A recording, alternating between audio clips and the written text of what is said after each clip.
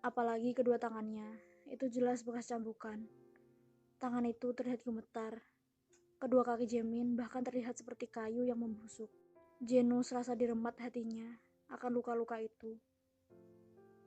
"Dim," ucapnya dingin. Dia mengambil salep, mengoleskan salep ke seluruh tangan Jaemin. Mengoleskannya dengan sangat hati-hati, karena ia tahu bagaimana sakit yang dirasakan Jaemin. Dia yang hanya melihat saja merasa sakit, apalagi yang memiliki luka itu.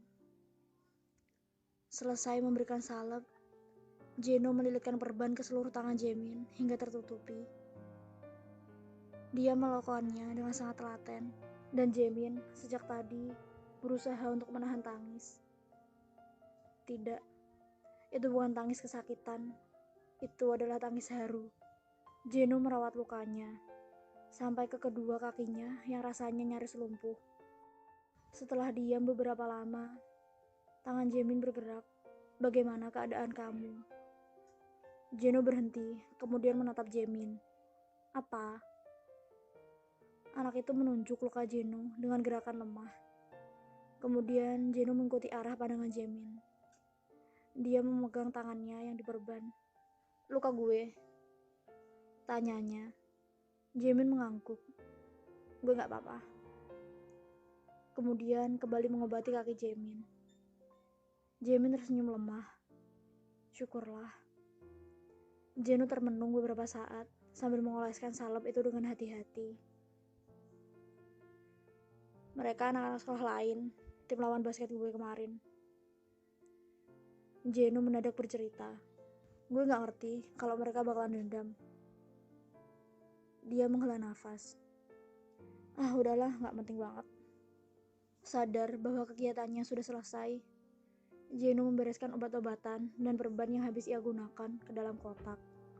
Kemudian Jeno berjongkok membelakangi Jaemin. "Naik."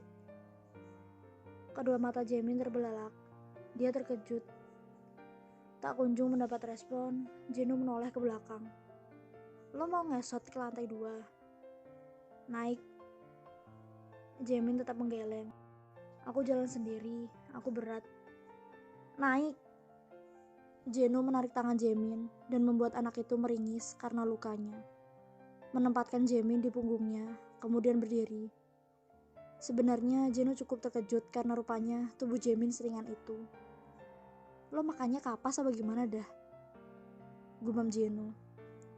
Jaemin diam, terlihat begitu kaku saat Jeno menggendongnya di punggung. Antara percaya dan tidak, karena setahunya Jeno itu merasa jijik bersentuhan dengannya. Mungkin bisa saja setelah ini Jeno melemparkannya keluar rumah. Tidak, maksudnya ini terlalu sulit dipercaya untuk Jaemin. "Mama sama papa gak ada, kalau itu yang lo takutin."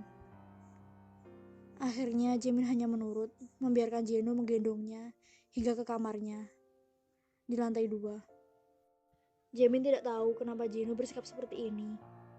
Dia masih tidak berani berpikir bahwa Jeno merasa bersalah dan berhutang padanya. Hari ini dia lega, bisa melihat Jeno dalam keadaan baik-baik saja setelah dia terus memikirkan kondisi saudaranya selama 3 hari di dalam kamar mandi.